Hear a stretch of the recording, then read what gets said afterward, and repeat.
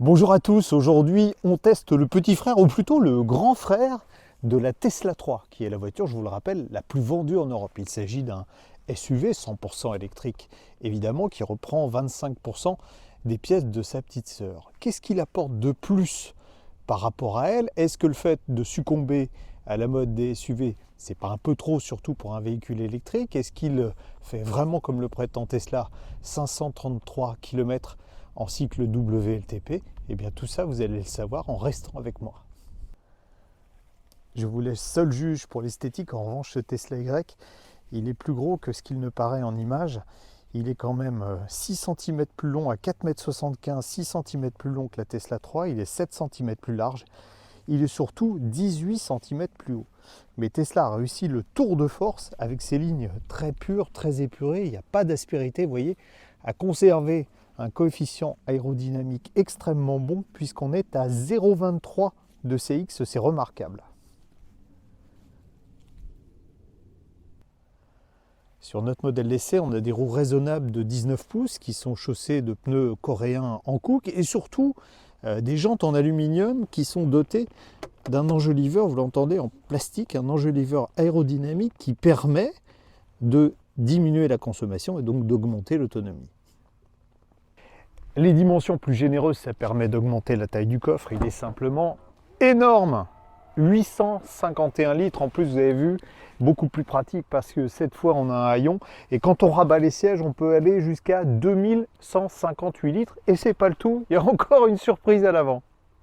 À l'avant, eh bien il suffit de prendre son smartphone avec l'application Tesla, voilà, toc, on ouvre le capot, surprise, un deuxième coffre de 117 litres, on peut déjà mettre un beau bagage, pas de moteur, quoique il y a un moteur, on ne le verra pas parce qu'il est caché ici. En fait, il y a deux moteurs sur cette voiture, deux moteurs évidemment électriques, un à l'avant, à l'arrière, c'est 4 roues motrices, qui offrent la particularité d'avoir des technologies différentes. Le moteur arrière, qui est le moteur principal, est un moteur synchrone à aimant permanent, c'est ce qu'on trouve sur de nombreuses voitures, mais à l'avant, on a un moteur asynchrone qui lui servira par exemple sur autoroute à diminuer la consommation. La puissance totale, Tesla dit, c'est comme Rolls-Royce, autrefois, c'est suffisant. Et c'est vrai que c'est suffisant, on peut l'estimer aux alentours de 351 chevaux, mais surtout avec un couple instantané de 527 Nm, et c'est ça qui fait toute la différence.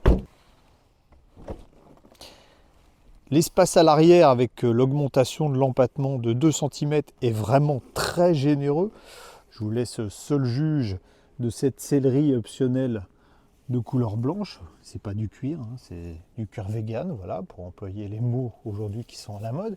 Et surtout, on a une impression d'espace qui est encore augmentée par ce toit panoramique en verre qui fait toute la longueur de la voiture pratiquement. Si on n'est jamais monté dans une Tesla, on va être quelque peu désorienté par la présentation intérieure. Vous savez ce que j'appelle l'interface homme-machine, parce que ici, il n'y a pratiquement aucun bouton. Alors vous avez quand même les lève-vitres qui sont là. Sur le volant, juste deux touches, une à gauche, une à droite, avec à chaque fois deux fonctionnalités, et tout se passe sur l'écran central. Cet écran de 15 pouces permet d'accéder à pratiquement toutes les fonctions de la voiture. Il y en a qui sont immédiates, tant mieux d'ailleurs, comme la climatisation ici, voilà. Et puis ensuite, vous pouvez rentrer dans les paramétrages de la voiture. Ça se fait la plupart du temps à l'arrêt. Par exemple, dans pédalier direction, bon, je peux régler ici deux modes pour l'accélération, la direction assistée. Mais ce qui est plus intéressant, c'est ce mode arrêt. En fait, c'est la récupération d'énergie. On en a peu ici. Et ici, on est dans une conduite one pédale. Pas besoin d'utiliser la pédale de frein. La voiture ira jusqu'à l'arrêt. Alors c'est pas forcément très pratique, par exemple si on veut régler le volant, il faut que la voiture soit arrêtée, rentrer dans le menu et ensuite j'ajuste ici avec la molette qui est là. Il y a aussi quelques fonctionnalités plutôt fun. Si par exemple je vais là dans Boombox, vous pouvez régler le son du klaxon. On peut avoir alors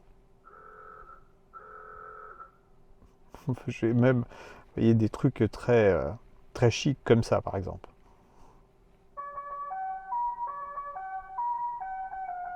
On peut aussi choisir de faire une soirée romantique dans sa voiture, voilà, détendez-vous, un feu de cheminée.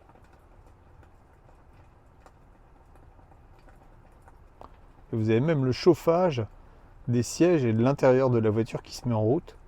Faut préciser que le volant et les sièges sont tous chauffants aux 5 places. Pour démarrer facile, hein, pas besoin d'appuyer sur un bouton, de tourner une clé. C'est votre smartphone qui servira à mettre en route la machine.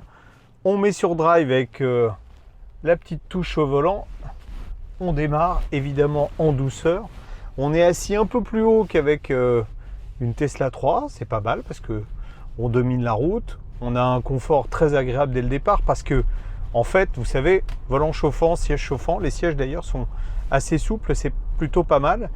Et on a une pompe à chaleur pour monter rapidement l'habitacle en température. Et en plus, on a ce sentiment d'espace à bord là, avec le toit panoramique vitré et puis la surface vitrée assez large. Les premiers tours de roue sont très agréables. Par rapport à une Tesla 3, on a un centre de gravité qui est légèrement plus haut, mais pas énorme, hein. C'est 2 cm d'écart. Et la voiture, vous voyez, prend absolument pas de roulis. Les mouvements de caisse sont très bien maîtrisés. Alors certes, on a un amortissement qui est un peu ferme, mais rien d'inconfortable, d'autant que nous, on a des roues de 19 pouces sur notre modèle, elle peut aussi être chaussée de roues de 20 pouces, mais je vous le déconseille. Là, le compromis, en fait, confort tenue de route est quand même assez intéressant. Et c'est vrai qu'on maîtrise parfaitement l'auto. Tant qu'on est sur une route bien lisse, pas de problème de confort. En revanche, là, sur une chaussée complètement dégradée comme celle-là, ça secoue un peu.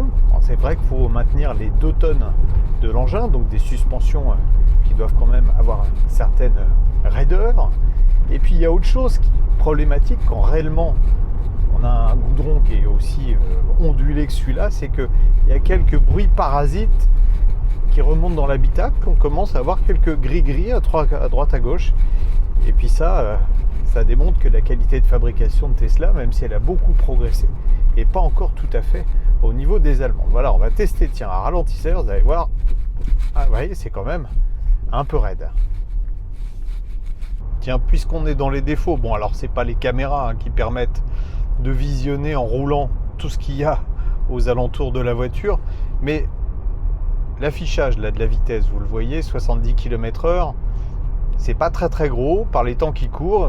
Il serait quand même bon d'avoir un affichage tête haute au milieu, ce qui serait beaucoup plus pratique parce que là, parfois, on est un peu surpris. Dans les vrais défauts, on a ça, hein, la rétrovision, franchement, qui est pas bonne du tout parce que à la fois le rétroviseur est très petit, surtout la vitre arrière, vous le voyez là sur cette image, est pas très haute, et puis également les rétroviseurs latéraux sont pas très grands. Ça, c'est au bénéfice de l'aérodynamique. Donc on a une vision, vous me direz, qui va vous doubler vu les accélérations de cette voiture. Vous savez quoi, pour tester l'accélération, il n'y a pas 50 000 solutions sans être hors la loi. Voilà, on démarre 0 à 100 km/h en 5 secondes 1, ça des potes. On va tenter de tester les reprises. Attention, 80, 120. On n'a même pas le temps de lever le pied de l'accélérateur. Je ne sais pas en combien de secondes on l'a fait. Je vous laisserai chronométrer sur la vidéo. Tiens, 110 km/h, micro d'ambiance de la caméra sur la voie rapide pour tester le niveau sonore.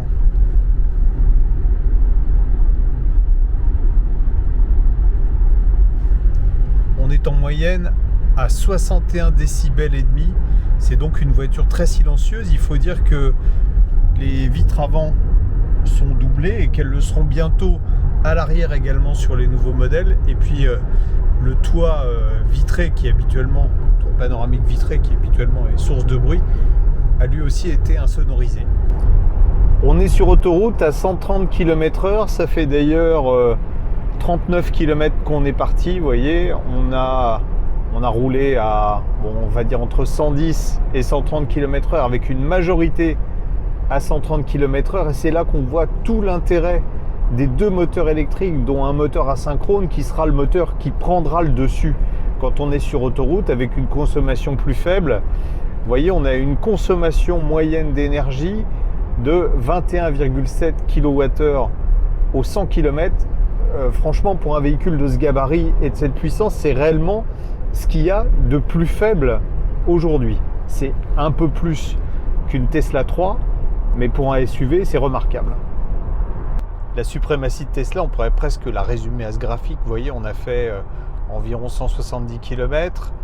On a fait de l'autoroute à 130, on a fait de la voie rapide à 110, on a fait de la petite route à 80 km/h, on a fait un peu de ville et on a une moyenne de 16,5 kWh au 100 km pour un engin de cette taille et cette puissance.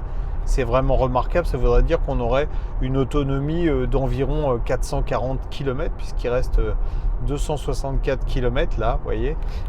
On n'est pas très loin en fait, hein. Si vraiment on avait roulé gentiment sans faire d'autoroute, on n'est pas très loin de la promesse de plus de 500 km qui est faite par Tesla. Il y a peu de voitures électriques aujourd'hui qui dans la réalité affichent des autonomies aussi proches du cycle normalisé. Le gros intérêt de la Tesla Y, c'est qu'on peut faire de la charge jusqu'à une puissance de 250 kW si, comme là, on est sur un chargeur Tesla V3.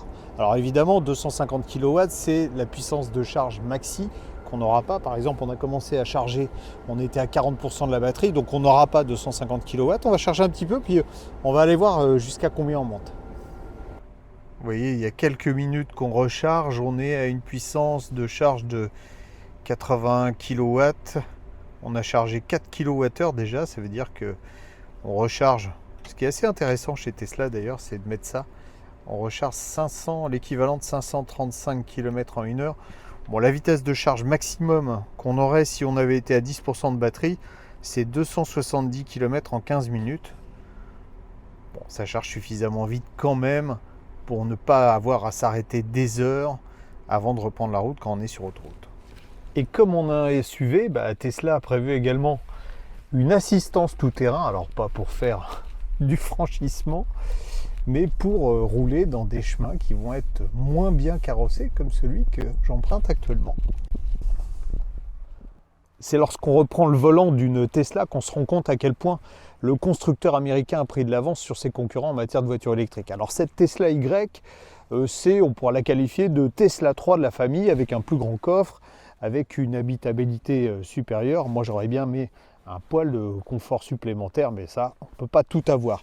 En revanche, quand on la compare à ses concurrentes SUV allemandes équivalentes, elle offre des performances qui sont supérieures, elle offre une vitesse de charge pratiquement 2 fois plus élevée, et puis une autonomie réelle de 400 km, ce qu'aucune concurrente ne peut offrir. On pourra même aller, comme le dit Tesla, jusqu'à 500 km si on est vraiment sur des parcours peu exigeants. Et tout ça pour un tarif à peine supérieur, 59 900 €. On est juste à la limite du bonus écologique. On peut profiter de 2000 € de bonus à ce tarif-là. Je ne vais pas dire elle est sans concurrence, mais elle a quand même une petite marge d'avance.